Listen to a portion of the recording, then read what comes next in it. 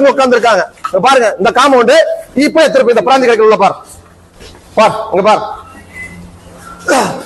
கிட்டத்தட்ட காலையில மணி என்ன 9 மணிக்கு நடக்குதா வழக்கம் போல 24 மணி நேரம் பார் செயல்படும்.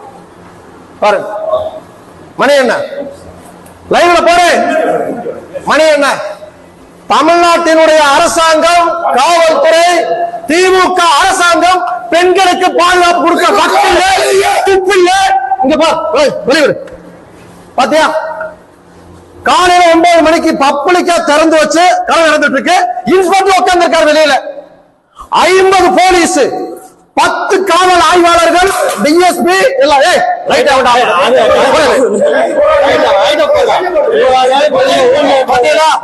இதுதான் தமிழக அரசாங்கம் இன்றைக்கு மக்களுக்கு பாதுகாப்பு கொடுக்கக்கூடிய லட்சணம்.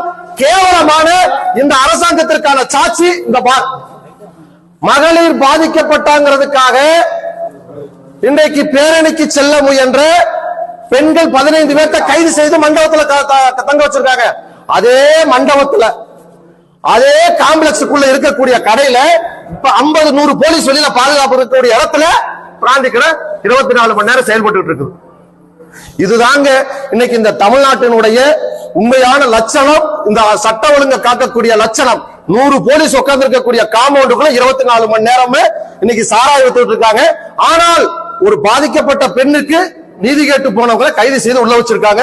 தயவு செய்து மக்கள், தமிழ்நாட்டுடைய மக்கள் இதை புரிஞ்சுக்கணும். நன்றி.